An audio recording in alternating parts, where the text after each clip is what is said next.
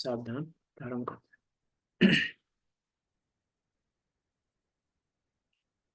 जय श्री ओम नमः सिद्धेभ्य। नमो अरिहन्ताणं नमो सिद्धाणं नमो आयर्याणं नमो उवज्झायाणं नमो लोये सविसाहुणम् मंगलम भगवान वीरो मंगलम गौतमो गणी मंगलम कुंदे कुंदारियो जैन धर्मोस्तु मंगलम सर्व मंगल मांगल्यम सर्व कल्याण कारकम प्रधानम सर्व धर्माणाम जैनम जयतु शासिनम जैनम जयतु शासिनम तज्जयति परम ज्योति समम समस्तेरिनंते पर्याय दर्पण तल इब सकला प्रतिफलति पदार्थ मालिका यत्र परिमागमस्य जीवं निषेध्य जात्यन्द सिंधुर्विधानम सकल ने बिलसितानां विरोधिमथिनं नमाम्यनेकान्तं विरोधिमथिनं नमाम्यनेकान्तम्।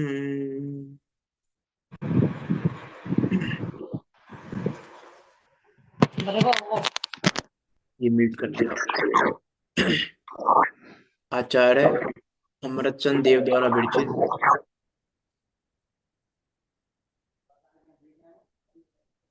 ये म्यूट कर ले आप, या फिर जो होस्ट है म्यूट कर दें इनको।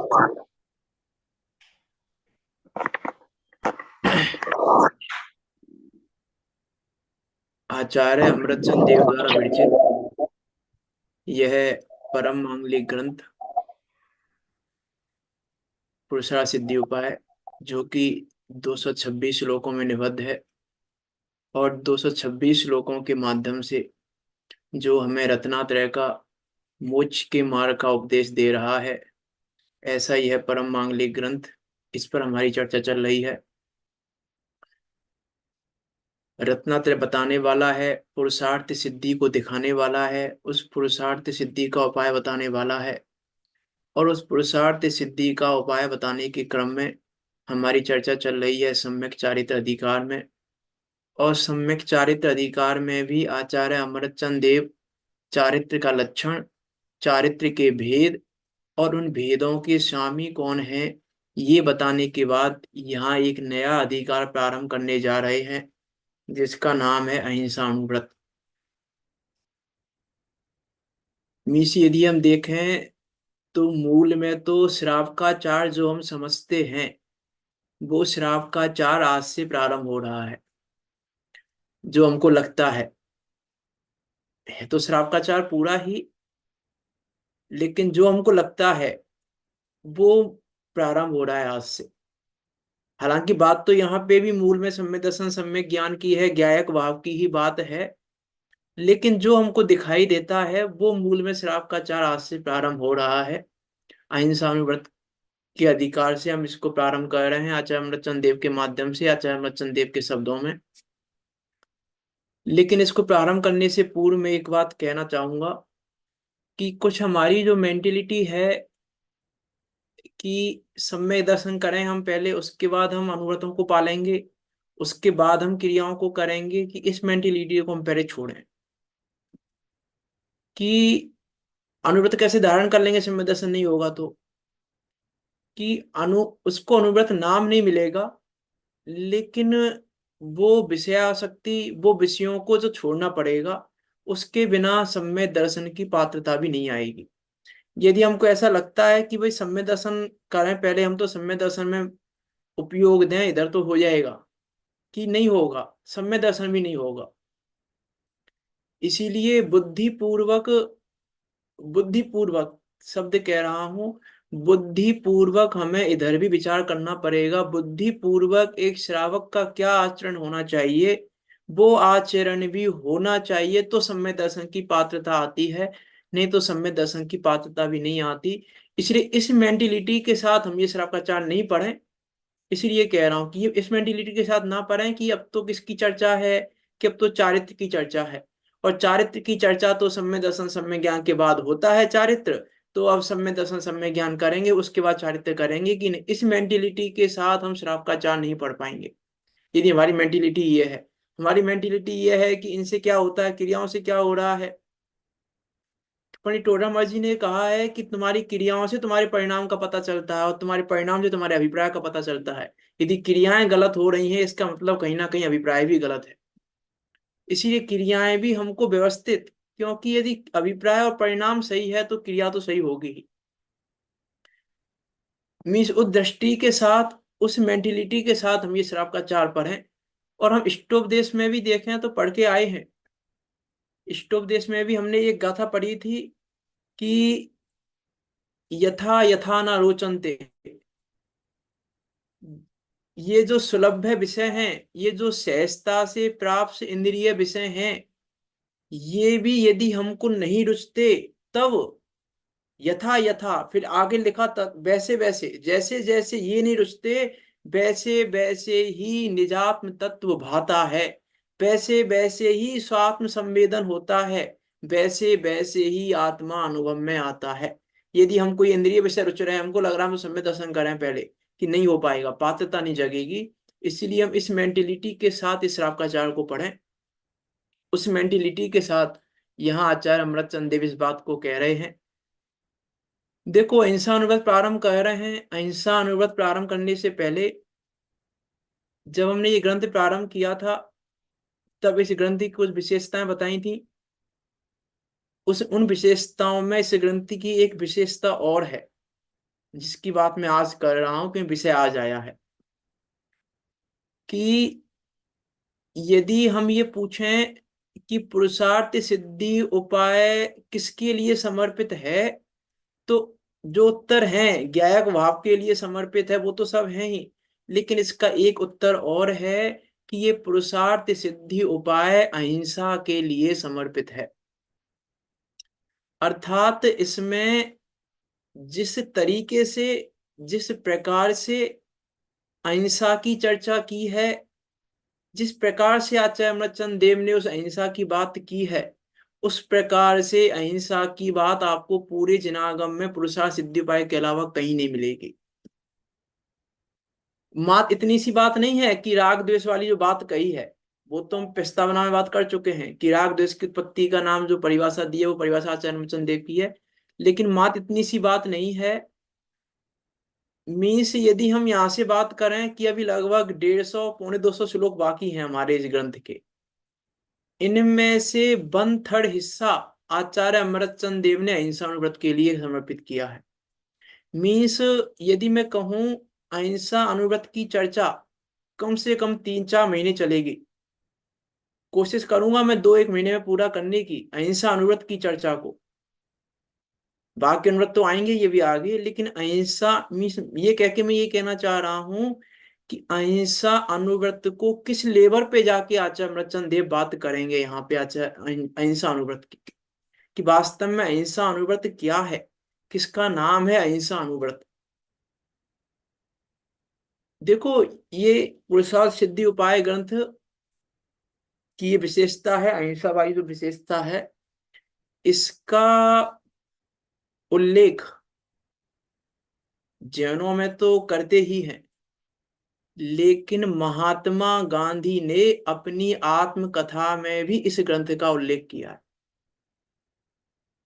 महात्मा गांधी ने अपनी आत्मकथा में अहिंसा के लिए 2 ग्रंथों का उल्लेख किया है।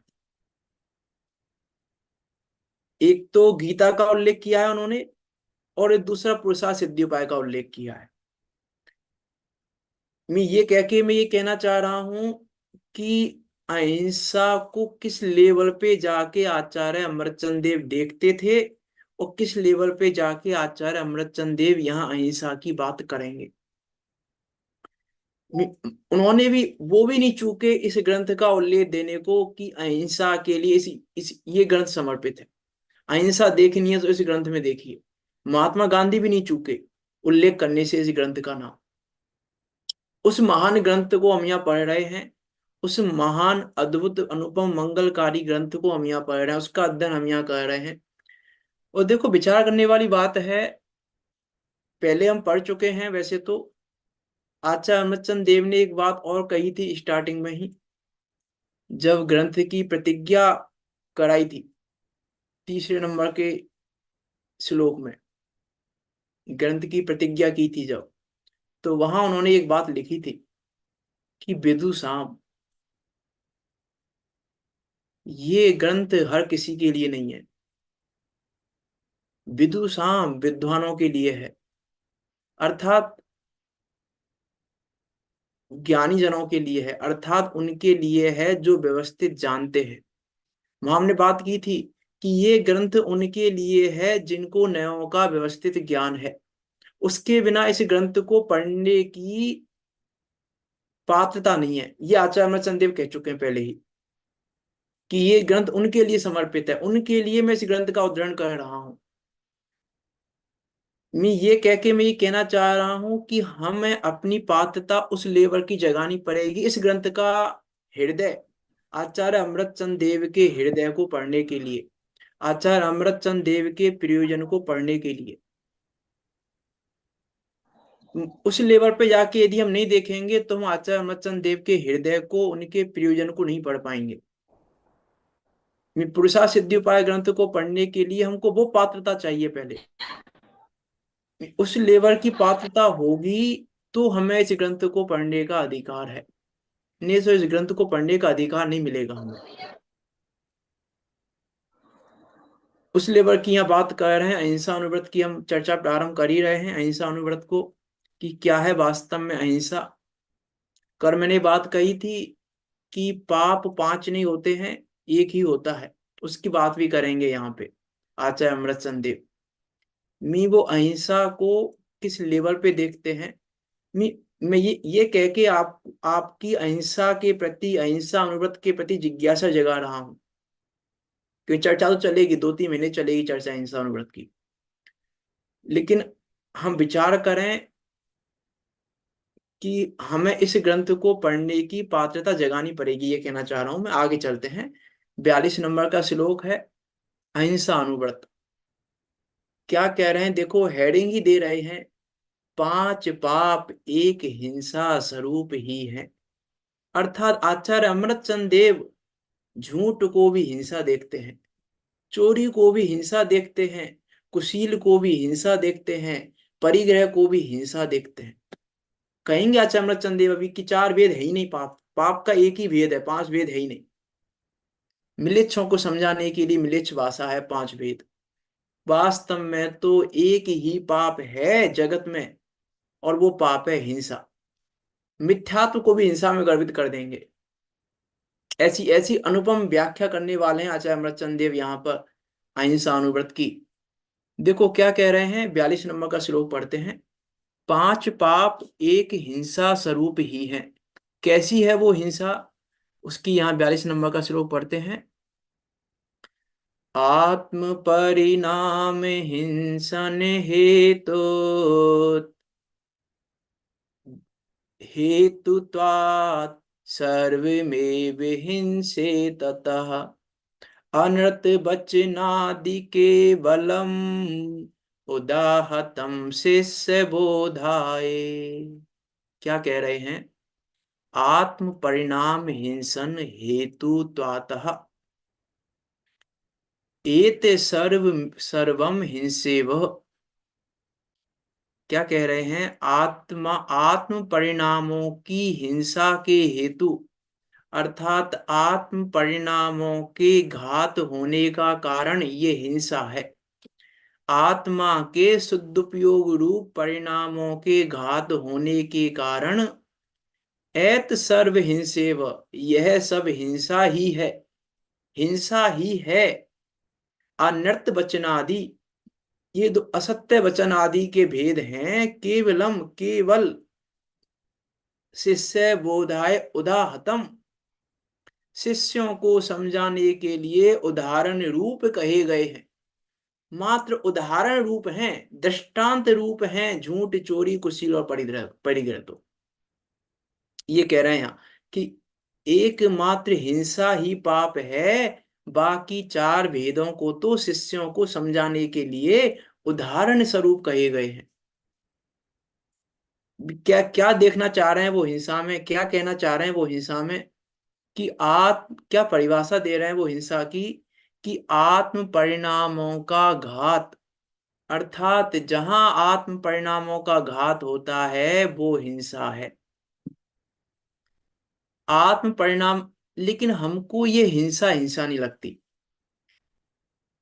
अब देखो यहाँ पे एक बात और भी है, टॉपिक है अहिंसा अनुव्रत, तो बात करनी चाहिए अहिंसा की, और बात कर रहे हैं हिंसा की, जबकि बात करनी चाहिए थी अहिंसा की, और बात कर रहे हैं हिंसा की। कि अहिंसा की बात करो, आप अहिंसा की परिभाषा दो। आप हिंसा की परिभाषा क्यों दे रहे हो?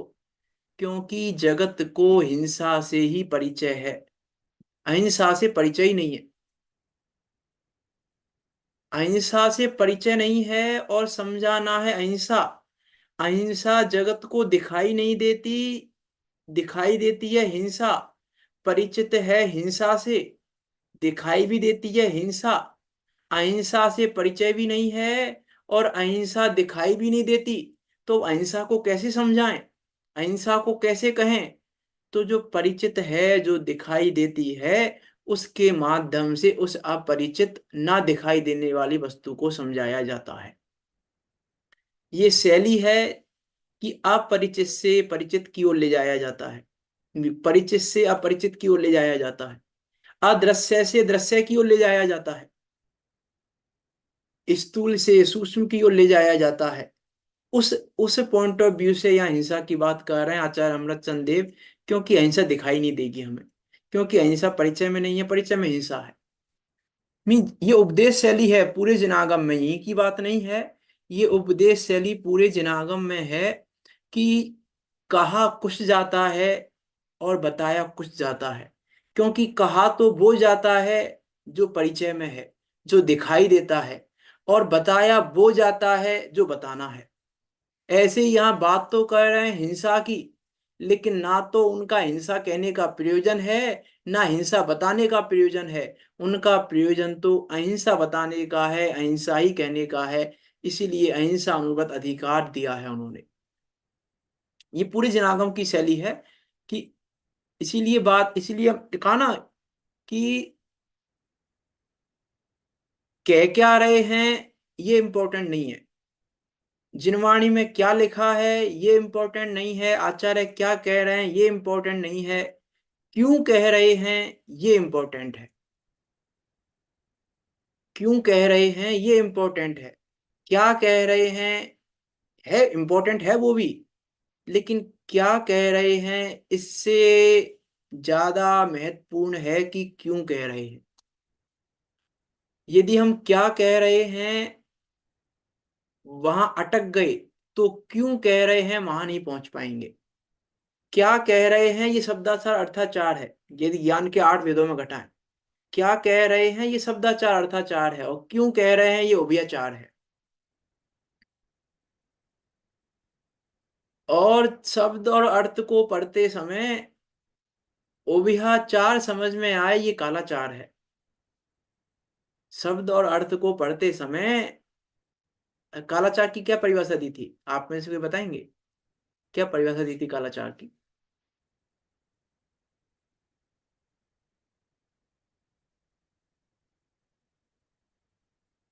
क्या बताया था कालाचार में?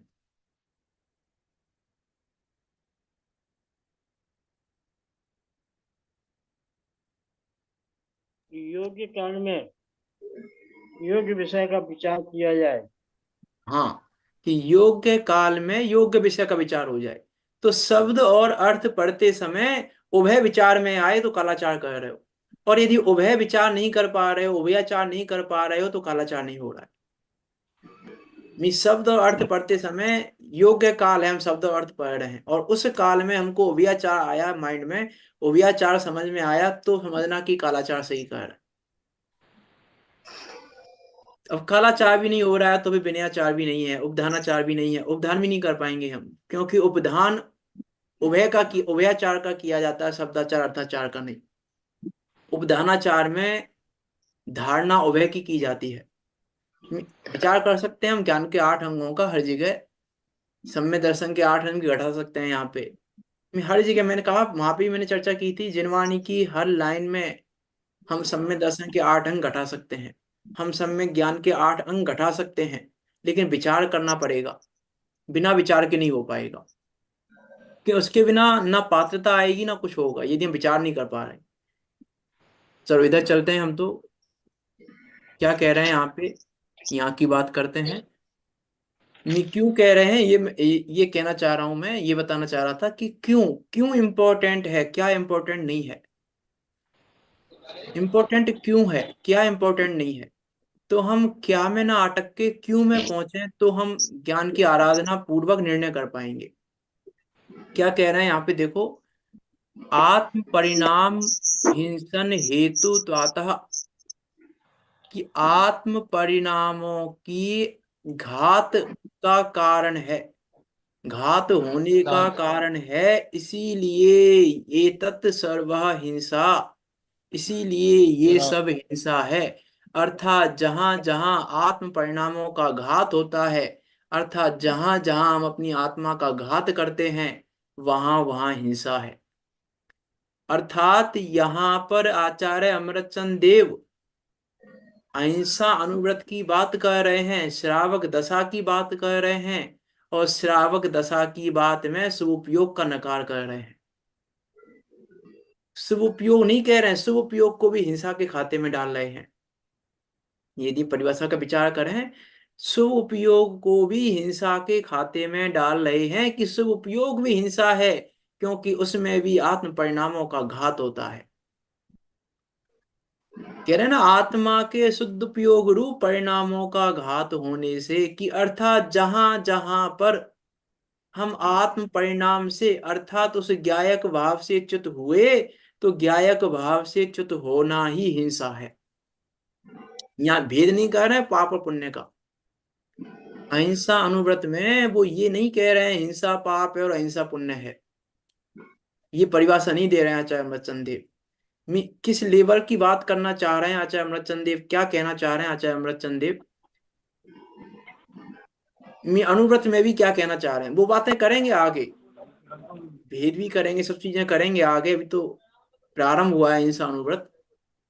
लेकिन अब विचार करके देखें क्या कहना चाह रहे हैं, आत्मा के सदुपयोग रूप परिणामों का घात होने के कारण, अर्थात जहां जहां परिणाम संक्लेश रूप हैं, संक्लेश रूप परिणाम है, अर्थात ज्ञायक भाव से च्युत परिणाम ही संक्लेश परिणाम है। तो वो संक्लेश परिणाम ही आत्मा का घात करते हैं, और वो संक्लेश परिणामों से आत्मा का घात होता है, और वो संक्लेश परिणामों से आत्मा का घात होने से वो सारे परिणाम, क्या कह रहे हैं, हिंसे वो, हिंसा ए वो, एव अर्थात ही, हिंसा ही है, उसमें भेद मत डालना। हिंसा ही है, हिंसा ही है, अहिंसा नहीं कह रहे, हिंसा ही है। अर्थात जहां जहां हमारे ज्ञायक भाव का घात होता है, वहां वहां हिंसा ही है। कि अरे श्रावक की बात कर रहे हैं तो मुनियों का, मुनियों के लिए बात नहीं कर रहे हैं, अब तो श्रावक की बात कर रहे हैं, इंसान व्रत की बात कर रहे हैं।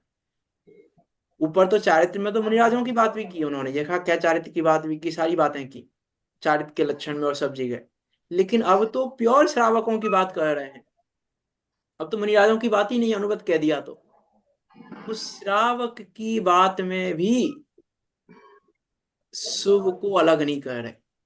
ये आचार्य अमृतचंद देव की शैली है, अलग करना ही नहीं चाहते, क्योंकि वास्तव में पुण्य और पाप दो चीजें हैं ही नहीं। वास्तव में तो यदि यथार्थ में देखा जाए, तो पुण्य और पाप दो चीजें नहीं हैं। ये तो मिलेच्छों को मिलेच्छ भाषा में समझाने के लिए दो भेद कर दिए, पुण्य और पाप। मात्र मिलेच्छ भाषा जितना है पुण्य और पाप का भेद, वास्तव में तो है ही नहीं। पुण्य पाप का भेद की कहीं पर भी नहीं है, पुण्य पाप का भेद।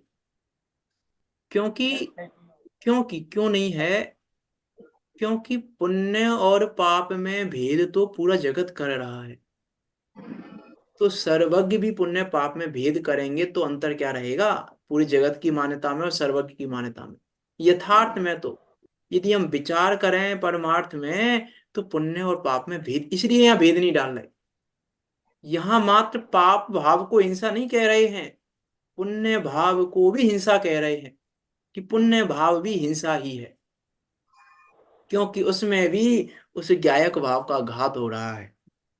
अर्थात शुभ और अशुभ दोनों भाव हिंसा ही है, फिर चाहे वो शुभ हाँ, भाव हो चाहे वो अशुद्ध भाव हो, वो हिंसा ही है। शुद्धोपयोग से हटेगा तो हिंसा होगी। हाँ वही वही कहना चाह रहे हैं, हिंसा ही है। अर्थात अपने शुद्ध उपयोग जो ज्ञायक भाव है, जो ज्ञानोपयोग है, उससे हटना, उससे हटा तो हिंसा है। अब चाहे वो शुभ रूप हटे चाहे अशुभ रूप हटे, मीन्स पुण्य पाप का वास्तव में भेद है ही नहीं। आचार्य योगेंदु देव ने, एक गाथा है आचार्य योगेंदु देव की, पाप तत्व तो पाप है, कहें सभी जन लोय। इस लोक में पूरा जगत कहता है, क्या कहता है, कि ये तो पाप है। पाप तत्व तो पाप है, कहें सभी जन लो। पुण्य तत्व भी पाप है, बिल्ला ये जाने को। ये कोई बिल्ला ही जानता है। यहाँ तो उस बिल्ले की बात है, यहाँ तो उपदेश उस बिल्ले के लिए है। विद्वान लोगों की बात।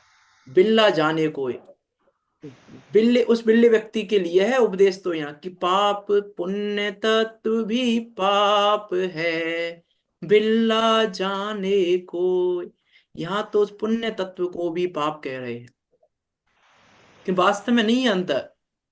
वास्तव में पुण्य पाप नाम की चीज ही नहीं है, पाप रूप ही है, बस पाप ही है, पुण्य और पाप नाम की है ही नहीं अलग से कुछ भी। जैसे यहाँ कह रहे हैं ना कि चार है ही नहीं, हिंसा ही है, वैसे ही पुण्य पाप कुछ है ही नहीं, मात्र पाप ही है।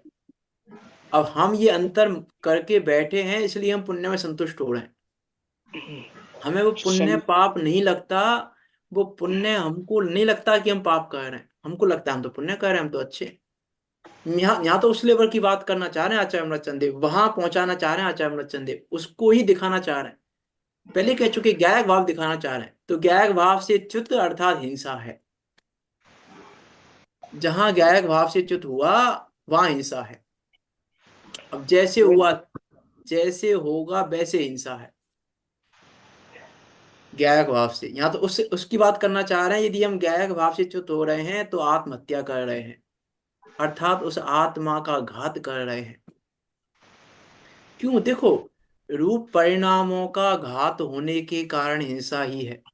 अब चाहे वो शुभ हो चाहे अशुभ हो, दोनों ही चारित्र मोह की प्रकृति है, और चारित्र मोह घातिया है और वो आत्मा का घात ही करता है।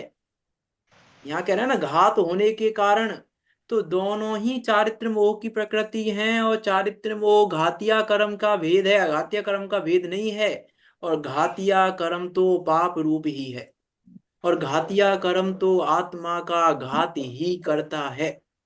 इसीलिए वो चाहे शुभ हो चाहे अशुभ हो, दोनों ही पाप है, दोनों ही हिंसा ही है। ये ही शब्द इंपॉर्टेंट है यहाँ पे, हिंसा है वो। घातिया में पुण्य पाप का भेद होता है। घातिया हाँ, में तो होता ही नहीं। अघातिया में पुण्य पाप का भेद होता है, अरे भाई घातिया में मैं तो कह है रहा ही हूँ नहीं। अघातिया में भी हमको समझाने के लिए भेद है, साता साता। मी हम्म। हम जो पुण्य पाप समझ रहे हैं वो साता साता है ही नहीं।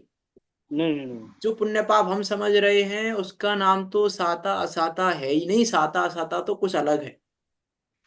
हम संकलित हम प्राण हम में हम अभी पुण्य और क्या? पाप भी नहीं जानते, पुण्य क्या है और पाप क्या है। हमारा पुण्य पाप तो कितना सा है, एक ही एग्जाम्पल दिए थे पहले बहुत बार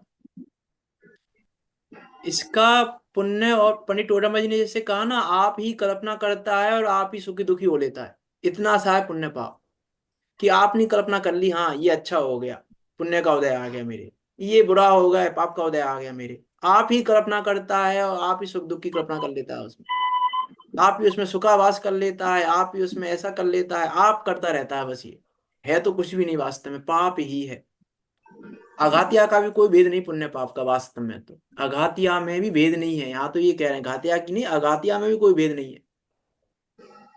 साता असाता क्या है वास्तव में, विषय आएगा तो बात करेंगे उसकी भी, कि साता असाता क्या मान के बैठे हैं हम साता असाता को। हमको क्या लग रहा है, विचार करके देखें हम, वास्तव में पुण्य और पाप क्या है, पुण्य पाप में क्या अंतर है, अंतर है भी है कि नहीं है। पुण्य और पाप मात्र इतना सा है, यदि मैं सोम प्रकाश जी एग्जाम्पल देते हैं एक, कि भाई किसी ने कहा कि तुम्हें मृत्यु देनी है, हमें मृत्यु दंड देना है तुम्हें हमें। तो मृत्यु दंड देना है तो दो ऑप्शन है तुम्हारे पास। कि क्या ऑप्शन है, कि एक ऑप्शन तो ये है कि हम तलवार लेके तुम्हारा सिर धड़ से अलग कर दें एक झटके में। एक ऑप्शन तो है ये। और दूसरा ऑप्शन क्या है, कि दूसरा ऑप्शन है कि हम नमोकार मंत्र सुनाते हुए चाकू से धीरे धीरे धीरे धीरे गर्दन को काटें, नमोकार मंत्र सुनाते हुए। कौन सा ऑप्शन पसंद है आपको। इतना सा है पुण्य और पाप।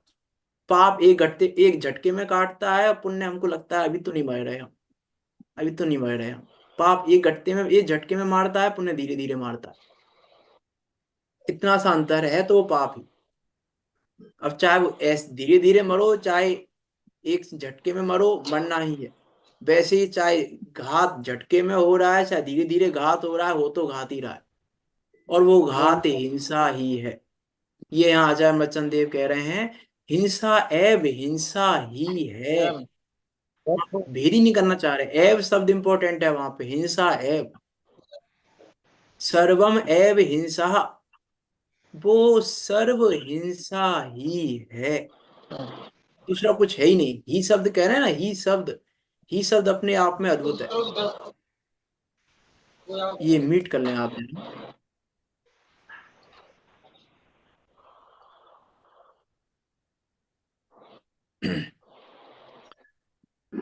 क्या कह रहा था मैं, हाँ, कि आत्म परिणामों का घात होने के कारण यह सब हिंसा ही है। अर्थात जितना भी संकलेश, संकलेश रूप परिणाम ही आत्मा का घात करता है, और वो संकलेश रूप परिणाम ही है। अब संकलेश रूप परिणाम है अर्थात जो आत्मा का घात करता है, और आत्मा का घात होने के कारण वो सब हिंसा है, कि जितना भी है। क्या कह रहे हैं आगे, असत्य वचन आदि के भेद केवल शिष्यों को समझाने के लिए उदाहरण रूप कहे गए हैं। कि अरे देखो, जगत में भी ऐसे कहते हैं ना, आत्मा का घात होने का कारण कह रहे हैं ना, आत्मा का घात हो गया था, आत्महत्या कर दी इसने, आत्महत्या कर दी इसने। तो आत्महत्या कर दी इसने मतलब मार दिया आत्मा को, उसका नाम है घात कर दिया आत्मा का, उसका नाम है हिंसा। अर्थात जैसे जगत में कहते हैं ना, कोई पिता ये कहे कि आज से तुम्हें तुझे बेटे से कि प्रॉपर्टी से बेदखल करता हूं, आज से मर गया तू हमारे लिए। तो इसका क्या मतलब है, कि आज से मर गया तू हमारे लिए, कि संबंध विच्छेद कर दिया हमने आज से। आज से हमने संबंध विच्छेद कर दिया, जो संबंध था हमारा वो संबंध का विच्छेद कर दिया, तो मर गया तू हमारे लिए, तो मरा हुआ ही है। वैसे ही यदि हमने अपने गायक भाव से संबंध विच्छेद कर दिया, और संबंध को बाहर शुभाशुभ में जोड़ लिया, बाहर के परद्रव्यों में जोड़ लिया, वहां से जहां से संबंध था हमारा गायक भाव से, उस गायक भाव से संबंध विच्छेद कर दिया, अर्थात हमने आत्मा को मार ही दिया। ये कहना चाह रहे हैं यहाँ पे, कि वो संबंध विच्छेद किया मतलब आत्मा को मार दिया तुमने, और आत्मा को ये मारना ही हिंसा है। यहाँ आत्मघात और आत्महत्या में वो नहीं है जो आत्महत्या कही जाती है, वो तो संविरूढ़ ऐसे कही जाती है, प्रसिद्ध है वो तो। फांसी लगा के मर गए आत्महत्या हो गई, ऐसे मर गए, जहर खा के मर गए आत्महत्या हो गई, तो संविरूढ़ ने क्या कथन है, संविरूढ़ ने ऐसे प्रसिद्ध हो गया आत्महत्या शब्द उसके लिए। लेकिन वास्तव में तो आत्महत्या शब्द इसके लिए है, अपने गायक भाव से च्युत होना ही आत्महत्या है। अपने गायक भाव से च्युत होना ही हिंसा है। मीन्स अब अहिंसा अनुव्रत धारण करने के लिए पहले गायक भाव से संबंध बैठाना पड़ेगा। पहले गायक भाव से संबंध जोड़ना पड़ेगा। पहले उस गायक भाव को समझना पड़ेगा, गायक भाव का अनुभव करना पड़ेगा, गायक भाव को जानना पड़ेगा। तो हिंसा को दूर कर पाओगे। उसके बिना हिंसा दूर नहीं होगी।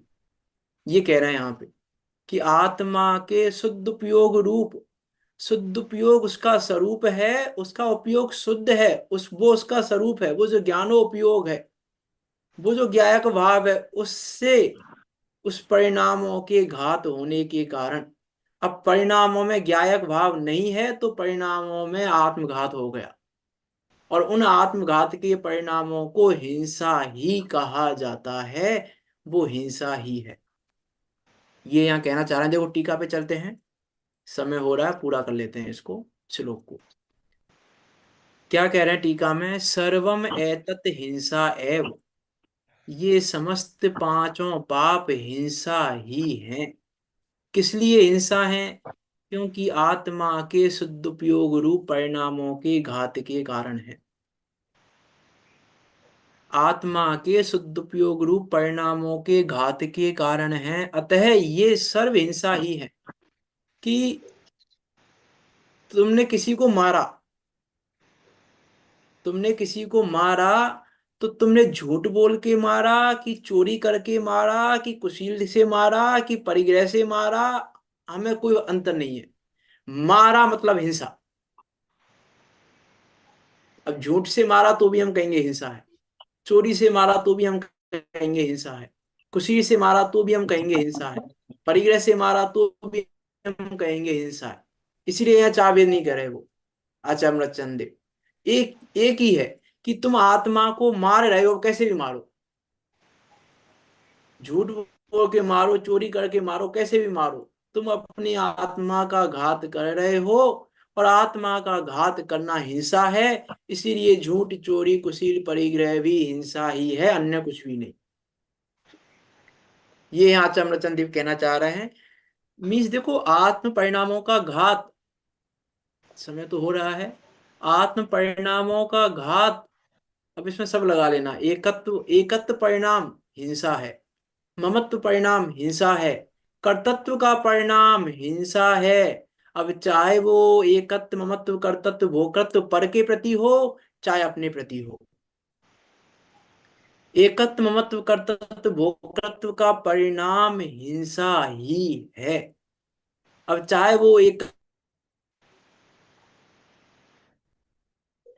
तत्व, ममत्व, कर्तृत्व, भोक्तृत्व का परिणाम कहीं का भी हो, यदि कर्तृत्व अपने का है, ज्ञानात अन्यत करोति किम, ज्ञानात अन्यत करोति किम, मैं तो जानने के अलावा करता ही क्या हूं। और मैंने कहा कि मैं ये कर सकता हूं, मैं ये कर सकता हूं, मैं ऐसा कर सकता हूं, बाहर में नहीं, अपने में भी।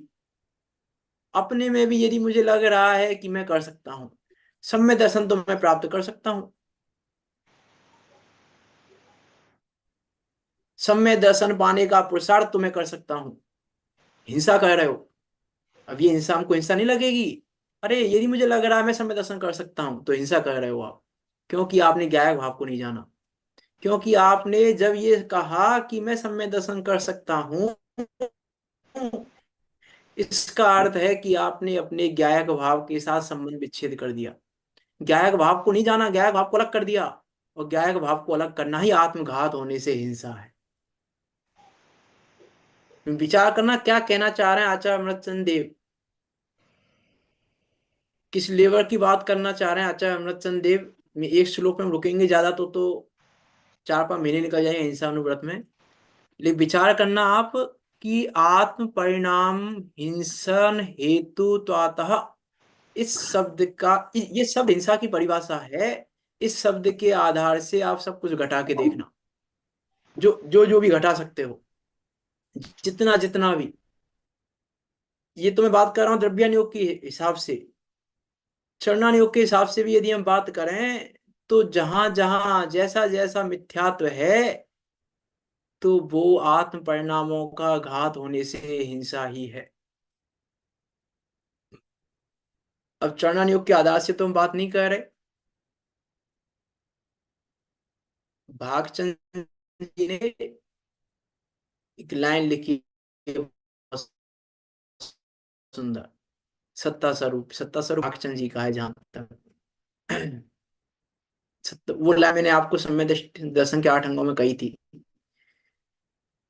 कि यदि जितनी वैल्यू तुम अपने शरीर की करते हो, जितनी केयर, जितनी चिंता तुम अपने शरीर की करते हो, यदि उससे संख्यात गुणी केयर यदि तुम अपने स्त्री पुत्र की नहीं करते हो, तो गृह मिथ्यात्वी हो आप।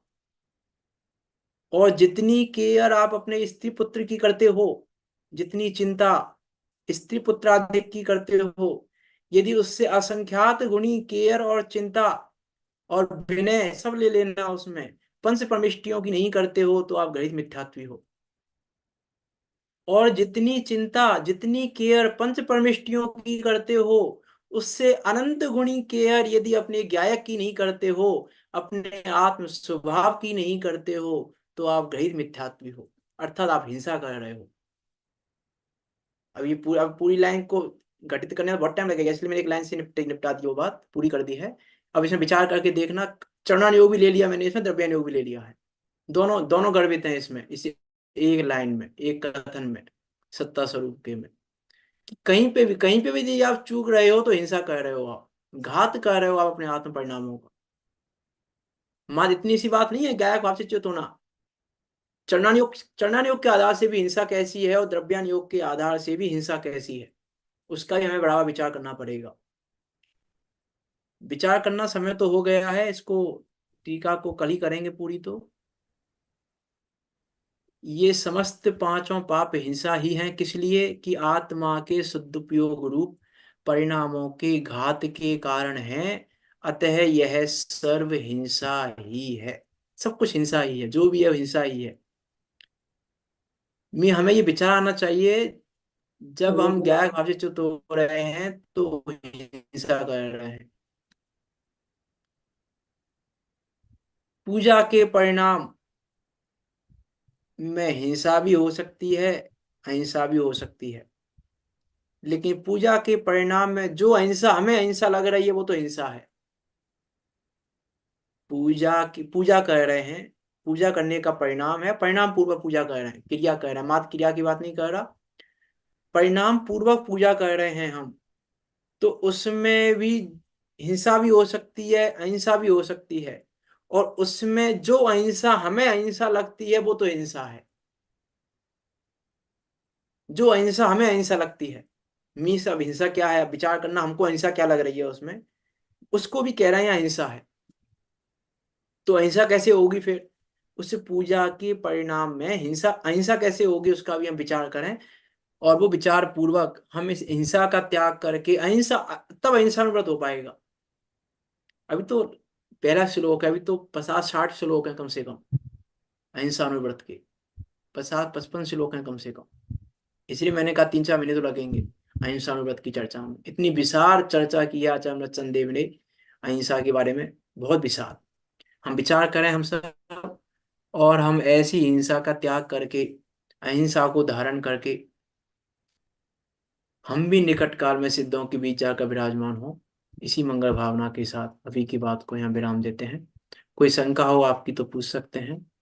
पंडित जी, दश धर्मों को कैसा हाँ। पकड़ना है इसको? क्या? दश धर्म, दश धर्म है ना, हाँ, उसको इसको इस पद्धति से कैसा पकड़ना उसको फिर? अहिंसा अहिंसा अहिंसा, उसकी भी दश चर्चा कर धर्म लेंगे करके ना, कल थोड़ी पर्युषण सी। पर्व के 10 धर्म। हाँ हाँ, वो मैं समझ गया, उसकी भी चर्चा हम कर लेंगे। उन 10 कर, धर्मों में भी हमको लग रहा, हमको मी से क्षमा अहिंसा का नाम है, और जो क्षमा हमें क्षमा लग रही है वो तो हिंसा है। अब कैसी होगी वो क्षमा भी, इसकी हम कल बात कर लेंगे थोड़ी सी। कल ये ओके। टीका को हम पूरी करके आगे बढ़ेंगे। लेकिन विचार हमको करना पड़ेगा, मैं इसलिए बार बार कह रहा हूँ कि विचार हमें करना पड़ेगा, इसका क्या अर्थ है वास्तव में। आत्म परिणाम हिंसन हेतु तो आता, इसका हम विचार करें। और हम सब भी निकट कर सिद्धों के बीच जाकर विराजमान हो, जिनवाणी स्तुति।